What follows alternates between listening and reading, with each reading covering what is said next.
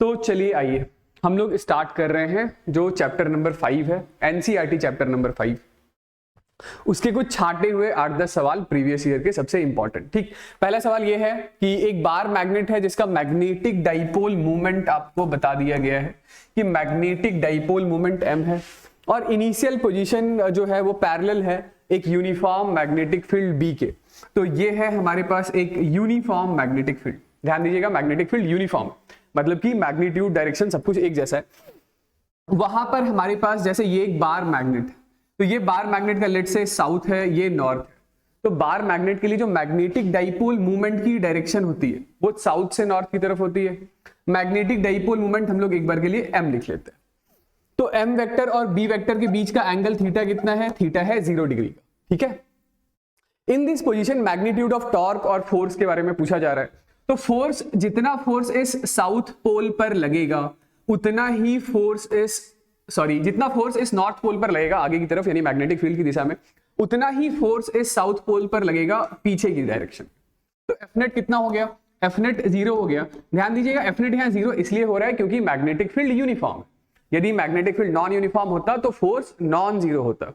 ठीक है ना, मैं फोर्स के बारे में लिख भी देता हूं कि फोर्स होता है pole strength into magnetic field intensity. तो यहां पर भी फोर्स कितना होगा? वो साउथ पोल का pole strength into magnetic field intensity. तो एफ नेट कितना है? 0। और टॉर्क नेट का एक्सप्रेशन, तो टॉर्क नेट आपको पता है, torque net is m vector cross b vector होता है, यानी कि torque is equal to m into b into sine of theta होता है। तो थीटा चूंकि अभी स्टार्टिंग में इस इनिशियल पोजीशन के लिए थीटा आपका 0 है, तो टॉर्क नेट भी कितना होगा? 0। तो टॉर्क नेट भी 0 है और एफ नेट भी 0 है। ठीक, चलिए बताइए दूसरा सवाल। हाँ, सेकंड है which of the following statement is correct. ठीक, पहली बात है कि magnetic field lines do not form a close loop. गलत बात है। हमें पता है कि मैग्नेटिक फील्ड लाइंस हमेशा एक क्लोज लूप बनाती है, इलेक्ट्रिक फील्ड लाइन नहीं बनाती है, लेकिन मैग्नेटिक फील्ड लाइन तो बनाती है। Magnetic field line start from north pole and ends at south pole of a magnet. ठीक है, मैग्नेट के बाहर यदि हम लोग बात करें तो यही magnetic field line north pole से स्टार्ट होती है, साउथ पोल पर टर्मिनेट होती है। Tangent at a point on the magnetic field line represents the direction of the magnetic field at that point. अरे, तो मैग्नेटिक फील्ड लाइन की definition ही तो यही है कि मैग्नेटिक फील्ड लाइन वो इमेजिनरी लाइन या कर्व है जिसके किसी भी पॉइंट पर यदि आप एक टेंजेंट ड्रॉ करते हैं। क्या ड्रॉ करते हैं? टेंजेंट। तो ये टेंजेंट उस पॉइंट पर मैग्नेटिक फील्ड की डायरेक्शन रिप्रेजेंट करता है। बिल्कुल सही बात है, बिल्कुल सही बात है। आपसे क्या पूछा जा रहा है? Which of the following statement is correct. ठीक है ना, अच्छा करेक्ट ही पूछा जा रहा था। ऑलराइट, तो करेक्ट यानी कि सी वाला ऑप्शन सही है। राइट, डी वाला ऑप्शन है दो मैग्नेटिक फील्ड लाइन इंटरसेक्ट कर सकते हैं क्या? नहीं, कभी भी दो मैग्नेटिक फील्ड लाइन इंटरसेक्ट नहीं करेंगे, क्योंकि जो पॉइंट ऑफ इंटरसेक्शन होगा फिर वहां पर दो अलग अलग डायरेक्शन में टेंजेंट ड्रॉ किया जा सकता होगा और दो अलग अलग टेंजेंट दो अलग अलग डायरेक्शन ऑफ मैग्नेटिक फील्ड को रिप्रेजेंट करने लग जाएंगे, जो कि संभव नहीं है। ठीक, magnetic field line starts from north pole and end at south pole of the magnet. तो ये शायद टर्मिनेट के बारे में बात कर रहा है, क्योंकि पहले पॉइंट में हम लोग ये डिस्कस कर रहे हैं ना, जो फर्स्ट वाला है कि ये जो मैग्नेट है ये नॉर्थ है, ये साउथ है। तो यदि नॉर्थ से मैग्नेटिक फील्ड लाइन निकली है तो यहां टर्मिनेट नहीं करती है, इनसाइड में तो साउथ से फिर नॉर्थ भी चलती है ना। ठीक, थर्ड वाला बताइएगा। चलिए आइए देखिए तीसरा सवाल क्या है। तो एक बार मैग्नेट है जिसका मैग्नेटिक मूवमेंट दे रखा है 6 joules per Tesla. Magnetic movement को मैं m से डिनोट कर लेता हूं। तो मैग्नेटिक मूवमेंट या मैग्नेटिक डाइपोल मूवमेंट है 6 joules per tesla, is aligned at 60 degree with uniform magnetic field of 40.44 tesla. कहने का मतलब यह है कि एक यूनिफॉर्म मैग्नेटिक फील्ड इस डायरेक्शन में मान लेते हैं, तो ये जो मैग्नेटिक डाइपोल मूवमेंट है वो इस डायरेक्शन में है, दोनों के बीच का एंगल कितना है? 60 डिग्री का है। Fine, work done in turning the magnet to align its magnetic movement. पहला केस है normal to the magnetic field, दूसरा है opposite to the magnetic field. कहने का मतलब ये हुआ कि पहले सिचुएशन में ये इनिशियल पोजीशन है मैग्नेटिक डाइपोल मूवमेंट का मैग्नेटिक फील्ड के साथ, हमें अलाइन कैसा करना है? तो हमें अलाइन करना है, ये मैग्नेटिक फील्ड तो ऐसी ही है, मैग्नेटिक डाइपोल को यहां से ऐसा घुमाइए और नॉर्मल टू द फील्ड कर दीजिए, है ना। पहला क्या है? नॉर्मल, मतलब कि परपेंडिकुलर। तो ये मैग्नेटिक डाइपोल ऐसा अलाइन हो जाना चाहिए, दोनों के बीच का एंगल कितना हो जाना चाहिए? 90 डिग्री का हो जाना चाहिए।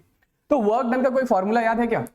Work done in rotating a bar magnet is equal to m into B into cos of theta 1 minus times of cos of theta 2 होता है।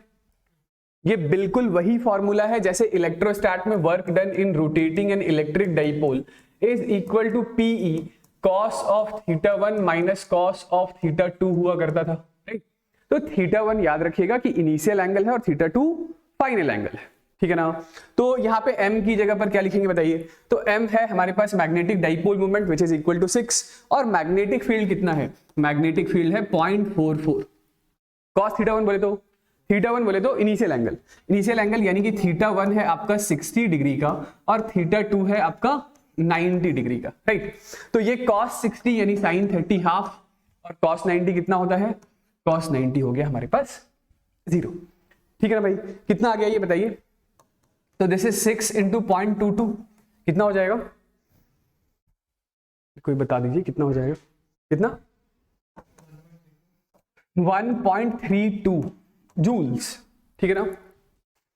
ओके यही आ रहा था। चलिए दूसरे पार्ट में क्या करना होगा, तो दूसरे पार्ट में हमें इसे अलाइन तो करना है लेकिन ऐसा नहीं नॉर्मल नहीं बनाना है, हमें अलाइन करना है opposite to the magnetic field. Opposite to the magnetic field से कहने का मतलब है मैग्नेटिक फील्ड आपका ऐसा है और मैग्नेटिक डाइपोल ऐसा अलाइन हो जाना चाहिए, यानी फाइनल एंगल थीटा 2 कितना हो जाना चाहिए 180 डिग्री का। तो फिर से इसी फॉर्मूले में आपको कुछ नहीं करना है, वैल्यू डाल देना है। तो इसी फॉर्मूले में जब आप वैल्यू डालेंगे दूसरे केस के लिए तो work done is equal to M B into cos of 60 degree minus times of cos of 180 degree, ठीक है भाई। तो एम बी तो यही है, this is equal to 6 into 0.44। ये cos 60 कितना हो गया, cos 60 इज 1/2, cos 80 कितना होता है -1 होता है, ठीक है। तो ये हमारे पास आ रहा है 1 + 1/2 इज 3/2 इंटू 6 इंटू 0.44, ठीक है। तो ये कितना आ रहा है, 9 को मल्टीप्लाई कीजिएगा 0.44 से 3.96। तो दिस इज 3.96 जूल्स, ठीक है भाई। ये तो पहले पार्ट का हो गया, पहले पार्ट का। दूसरे पार्ट में पूछा जा रहा है कि torque on the magnet in the final orientation in case 2। तो अभी अभी हम लोगों ने टॉर्क का फॉर्मूला पढ़ा। टॉर्क का फॉर्मूला होता है m into B into sine theta, यही होता है ना। थीटा हमारा कितना है, फाइनल ओरिएंटेशन ऑफ केस 2 यानी कि थीटा है 180 डिग्री और साइन ऑफ 180 फिर से कितना होता है 0। तो इस सिचुएशन में भी मैग्नेट पर कोई टॉर्क वॉर्क काम नहीं कर रहा होगा, ठीक है। बताइए क्या है अगला सवाल। तो ये है कि derive an expression for a force acting between two long parallel current carrying conductor, hence define 1 ampere current. तो ये डेरिवेशन मैंने करवा रखा है, डेरिवेशन मैंने बता रखा है कि ये ऐसा यदि दो हमारे पास एक पैरेलल लॉन्ग वायर्स है, ठीक है। लेट से पहले वायर में फ्लो होने वाले करंट की वैल्यू है I1 और दूसरे वायर में फ्लो होने वाले करंट की वैल्यू है I2। दोनों वायर के बीच का सेपरेशन है R। तो दोनों वायर के बीच में एक म्यूचुअल अट्रैक्टिव या रिपल्सिव नेचर का फोर्स काम करता है डिपेंडिंग अपॉन की डायरेक्शन ऑफ करंट कैसा है। यदि दोनों वायर में सेम डायरेक्शन ऑफ करंट होता है तो फोर्स ऑफ अट्रैक्शन काम करता है। यदि दोनों वायर में फ्लो होने वाले करंट की डायरेक्शन एक दूसरे से ऑपोजिट हुई तो फोर्स ऑफ रिपल्सन काम करेगा। आपको क्या याद रखना है, आपको याद रखना है force per unit length is mu naught I1 I2 divided by 2 pi r, ठीक है 2 पाई r। ये फोर्स पर यूनिट लेंथ होता है, याद है ना, ठीक। अभी आपको डिफाइन करना है 1 एम्पियर का करंट, कितना 1 एम्पियर का करंट। तो 1 एम्पियर करंट कैसे डिफाइन करेंगे कि लेट से ये जो सेपरेशन है दोनों वायर के बीच का ये कितना है 1 मीटर का है, ठीक है। तो यदि I1 और I2 if I1 is equal to I2 is equal to 1 ampere हुआ तो फोर्स पर यूनिट लेंथ की वैल्यू जरा एक बार चेक कीजिएगा कितना आ जाएगा। तो म्यू नॉट होगा 4 pi into 10 raise to the power -7। I1 I2 1 into 1 है डिवाइडेड बाई, ठीक है। ये फोर्स पर यूनिट लेंथ मैं कह रहा था कितना आएगा जरा एक बार देखिएगा। तो ये हमारे पास म्यू नॉट और म्यू नॉट की वैल्यू मैं डाल ही देता हूं कि mu naught is equal to 4 pi into 10 raise to the power -7 था। I1 I2 1 एम्पियर है डिवाइडेड बाई 2 पाई r। तो मैं कह रहा था आर को एक बार के लिए 1 मीटर ले लीजिए। तो ये फोर्स कितना है, फोर्स है 2 × 10⁻⁻7 न्यूटन का, ठीक, या 2 × 10⁻⁻7 न्यूटन पर मीटर का। तो ये ध्यान रखिएगा, ये पहले भी कई बार आ चुका है सीबीएसई में कि 1 एम्पियर करंट वो करंट होता है जो 2 लॉन्ग पैरेलल वायर में यदि फ्लो कराया जाए और दोनों long parallel wire 1 metre distance की दूरी पर रखे जाएं, तो उनके हर एक यूनिट लेंथ पर काम करने वाला फोर्स इतना होता है, कितना, 2 × 10⁻⁻7 न्यूटन के बराबर का, ठीक है ना। चलिए दूसरा पार्ट करके बताइए। चलिए देखिए दूसरे पार्ट में क्या है कि ये bar magnet of dipole movement यानी मैग्नेटिक डाइपोल मूवमेंट m की वैल्यू दे रखी है, कितनी है, तो 3 ampere metre square, right, rest with its centre on a frictionless pivot, ठीक। Force F is applied at right angle to the axis of magnet 10 centimeter from pivot.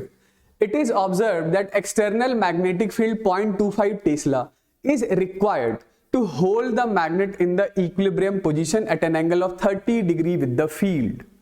ठीक है? Find the value of F or how will the equilibrium be affected if F is withdrawn. सवाल समझ आ रहा है? सवाल कुछ ऐसा सा है कि ये आपके पास कोई एक मैग्नेट, ये क्या है, मैग्नेट को यहां कहीं से आपने पिवट कर रखा है, ठीक, और ऐसा है कि मान लेते हैं इस रीजन में हमारे पास है एक यूनिफॉर्म मैग्नेटिक फील्ड। तो ये जो मैग्नेटिक फील्ड है मैग्नेटिक डाइपोल मोमेंट के साथ 30 डिग्री के एंगल पर पड़ा हुआ है। तो मैग्नेटिक डाइपोल मोमेंट है ऐसा, मैग्नेटिक फील्ड है ऐसा, तो इस पर एक टॉर्क लग रहा होगा। टॉर्क कहां लग रहा होगा, तो टॉर्क लग रहा होगा m क्रॉस b प्लेन में अंदर। उस टॉर्क को यदि मैं आपसे लिखने बोल दूं तो वो टॉर्क आप क्या लिखेंगे, आप बोलेंगे टॉर्क होता है m × b × sin थीटा के बराबर, ठीक है ना। m की वैल्यू क्या है, m की वैल्यू है 3, मैग्नेटिक फील्ड की वैल्यू है 0.25 × sin थीटा, थीटा है हमारे पास 30, तो sin 30 इज हाफ, राइट। इतना न्यूटन मीटर का टॉर्क लग रहा है। लेकिन ये बताया जा रहा है कि ये जो बार मैग्नेट है वो रोटेट नहीं कर रहा है। तो रोटेट इसलिए नहीं कर रहा है क्योंकि एक एक्सटर्नल फोर्स आपने और लगा रखा है, और ये जो एक्सटर्नल फोर्स होगा जरूर से ही ये फोर्स, ये जो सेंस है टॉर्क की उससे अपोजिट सेंस में टॉर्क प्रोड्यूस कर रहा होगा, है ना, उससे अपोजिट सेंस में टॉर्क प्रोड्यूस कर रहा होगा। तो ये कुछ ऐसा रहा होगा कि मान लेते हैं एक बार के लिए ये जो डिस्टेंस है ये r दे रखा है 10 सेंटीमीटर, मतलब ये एक्सिस ऑफ रोटेशन से 10 सेंटीमीटर आगे है, ये यहां से ऐसा एक फोर्स लगा दीजिए, तो ये r क्रॉस f ये बाहर की तरफ टॉर्क बना होगा, ठीक है, तभी तो ये यहां रेस्ट पर रहेगा। अदरवाइज ये मैग्नेटिक फील्ड का टॉर्क इस बार मैग्नेट को अपने डायरेक्शन में लाइन करा देगा। तो इट इज समथिंग लाइक कि कोई एक फोर्स है जो इसको खींच करके रखा हुआ है, रोटेट होने से रोक रहा है। तो उस फोर्स का टॉर्क कितना होगा, उस फोर्स का टॉर्क होगा, torque is equal to r × f, simple है ना। तो r की वैल्यू है 10 सेंटीमीटर, यानी कि 10/100 इंटू ये कोई फोर्स है F, हमें वही फोर्स F ढूंढना है, ठीक है।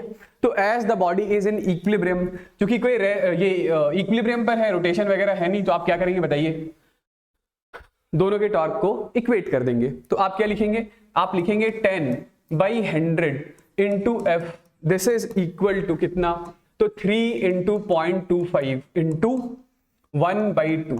बताइए भाई यहां से F की वैल्यू क्या आ रही है, F is equal to 3.75 newton, right. अगले पार्ट में आपसे यह पूछा गया था कि how will the equilibrium be affected, यदि आपने F हटा लिया है तो बॉडी विल रोटेट, मतलब जो मैग्नेट है वो रोटेट करेगा under influence of magnetic field of 0.25 Tesla, right, ठीक है। चलिए अगला बताइए। तो अगला सवाल है कि एक स्टेडी करंट है 2 एम्पियर का फ्लो हो रहा है किसी सर्कुलर कॉइल से जिसमें 5 टर्न है, रेडियस है 4 centimetre. Coil lies in XY plane with its centre at origin, find the magnitude and direction of the magnetic dipole moment of the coil. तो मैग्नेटिक डाइपोल मोमेंट का formula, magnetic dipole moment का formula किसी current carrying coil के लिए होता है N × I × area, ठीक है। वेक्टर क्वांटिटी है, आप चाहें तो m और a के ऊपर वेक्टर भी लगा सकते हैं, पर पहले एक बार के लिए हम लोग मैग्नीट्यूड निकाल लेते हैं। तो मैग्नीट्यूड कितना होगा मैग्नेटिक डाइपोल मोमेंट का, तो नंबर ऑफ टर्न्स हमें दे रखा है 5, जो फ्लो होने वाला करंट है वो करंट है हमारे पास कितना 2 एम्पियर का, और एरिया कितना हो गया, तो एरिया हो गया पाई, यानी 22/7 लिख देता हूं मैं। आर स्क्वायर यानी कि 7 का स्क्वायर 49, ये सेंटीमीटर था तो 10⁻⁻⁴ से मल्टीप्लाई कर दीजिएगा मीटर स्क्वायर में कन्वर्ट करने के लिए, राइट। तो ये लीजिए भाई, ये 7 से 7 टाइम्स में कैंसिल आउट हो गया, कितना आ गया ये आंसर? 0.154, ठीक है। यूनिट क्या लिखेंगे बताइए? एम्पियर मीटर स्क्वायर, ठीक है। करंट के लिए एम्पियर, एरिया के लिए metre square. Okay okay okay. हाँ, तो ये तो मैग्नीट्यूड हो गया। Direction of the magnetic dipole moment, तो डायरेक्शन के लिए आप ये बोलेंगे कि direction is along area vector, area vector. अभी करंट की डायरेक्शन नहीं बताई गई है, तो ऐसे सिचुएशन में आप दोनों केस ड्रॉ करके दिखा दीजिएगा। मेरे कहने का मतलब है कि ये एक्स एक्सिस है, ये वाई एक्सिस है। यदि एक कॉइल ऐसा रखा हुआ है, तो यदि कॉइल में करंट ऐसे क्लॉकवाइज सेंस में फ्लो हुआ होता, तो आप अपने राइट हैंड के फिंगर को कर्ल करते हैं in the direction of current. तो वैसे में एरिया वेक्टर कहां आता है बताइए? बाहर। एरिया वेक्टर बाहर आता, तो यही मैग्नेटिक डाइपोल मूवमेंट इस सिचुएशन के लिए, जो मैग्नेटिक डाइपोल मूवमेंट है वो coming out of the plane होता। और यदि इसी कॉइल में ये एक्स एक्सिस है, ये वाई एक्सिस है, इसी कॉइल में फ्लो होने वाला करंट यदि ऐसा होता, ऐसा ऐसा, तो फिर आप करंट के अलोंग फिंगर जब कर्ल करते हैं तो थंब कहां चला जाता है? प्लेन के अंदर। तो इस सिचुएशन के लिए जो मैग्नेटिक डाइपोल मूवमेंट होता है वो प्लेन में अंदर की तरफ डायरेक्टेड होता। ठीक है, कूल। नेक्स्ट बताइए। हाँ, तो अगला सवाल ये है कि हमारे पास ये जो मैग्नेट है, मैग्नेटिक फील्ड लाइंस देखकर हमें ये समझ आ रहा है कि बॉडी डायामैग्नेटिक है, और डायामैग्नेटिक का एग्जांपल याद रखिएगा, सोडियम क्लोराइड होता है। ठीक, हाँ, चलिए आइए अगला सवाल ये है कि magnetic susceptibility of magnesium at 300 kelvin, मतलब जब टेम्परेचर 300 केल्विन है तो मैग्नेटिक ससेप्टिबिलिटी को ये ऐसे साई से डिनोट करते हैं। कितना है मैग्नेटिक ससेप्टिबिलिटी? तो ये है 1.2 इंटू 10⁻⁵ के बराबर, 5 के बराबर। तो ये ध्यान रखिएगा कि जो मैग्नेटिक ससेप्टिबिलिटी होता है वो इनवर्सली प्रोपोर्शनल टू टेम्परेचर होता है। पता ही है ना, लॉजिक भी पता है। टेम्परेचर हम लोग बढ़ाएंगे तो थर्मल एजिटेशन बढ़ेगा इलेक्ट्रॉन का, रिवॉल्विंग इलेक्ट्रॉन्स का, तो मैग्नेटिक डाइपोल मोमेंट कम होने लगता है। तो susceptibility inversely proportional to temperature होता है। ठीक है, आपसे पूछा जा रहा है कि किस टेम्परेचर पर मैग्नेटिक ससेप्टिबिलिटी 1.44 इंटू 10⁵ इतना हो जाएगा। ठीक है, तो मैं क्या लिख लेता हूं कि जैसे इसको एक बार के लिए ψ1 बोल देता हूं, तो ψ1 के लिए जो टेम्परेचर है उसका नाम T1 रख लेते हैं। ये T1 है हमारे पास 300 केल्विन पर। जो दूसरी ससेप्टिबिलिटी ψ2 है, ये है 1.44 इंटू 10⁵ की। इसके लिए टेम्परेचर क्या है? तो इसी के लिए टेम्परेचर हमें ढूंढना है। तो मैं बस इतनी सी बात कहना चाह रहा हूं कि ये ψ1 by ψ2 this is equal to T2 by T1 होगा, इनवर्सली प्रोपोर्शनल टू टेम्परेचर है, राइट। तो यहां से हमारे पास बताइएगा जरा कि T2 कितना आ गया? तो T2 आ गया T1 इंटू ψ1 बाई ψ2। ठीक है, तो T1 की वैल्यू है हमारे पास 300, ψ1 कितना है? तो this is 1.2 into 10⁵ divided by 1.44 into 10⁵। कितना आ जाएगा ये बताइए? 250। ठीक है, तो ये लीजिए टेम्परेचर इज 250 केल्विन। ठीक है, ये ध्यान रखिएगा, रिसेंट ही है सवाल। नेक्स्ट बताइए। तो magnetic susceptibility sigh of a given material is -0.5।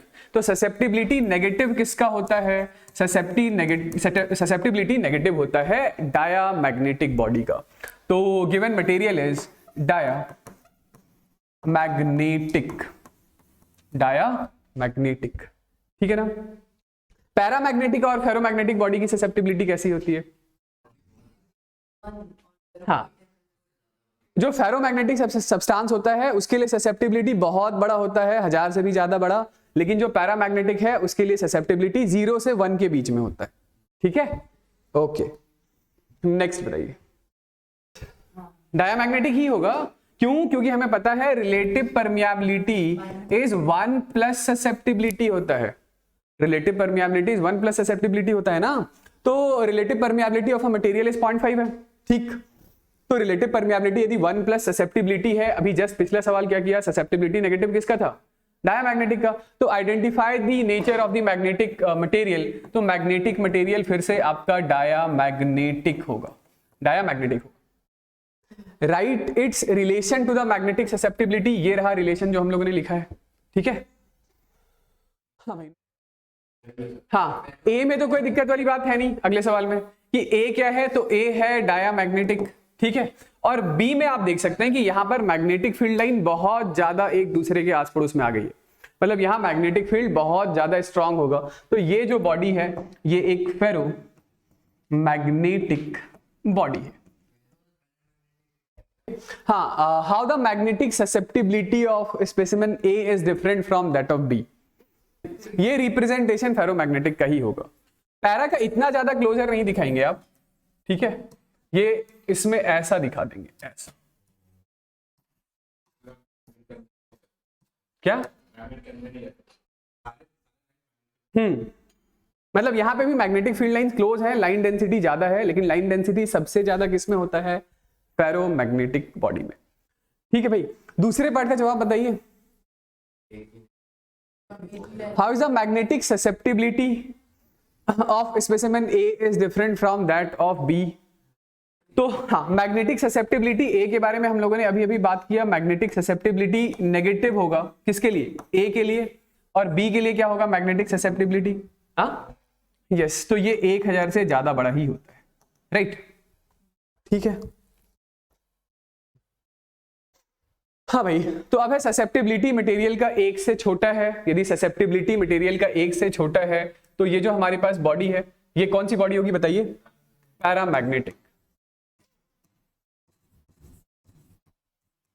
ठीक है। आगे आपसे क्या पूछा जा रहा है, draw the modification of the field pattern on keeping a piece of this material ना यूनिफॉर्म मैग्नेटिक फील्ड। तो मैं यही आपको बता रहा था कि यदि हमारे पास ये एक बॉडी है ये, और इसको जब आप किसी एक्सटर्नल मैग्नेटिक फील्ड में रखते हैं तो एक्सटर्नल मैग्नेटिक फील्ड लाइन आप कुछ इस तरीके से ड्रॉ करके दिखा सकते हैं,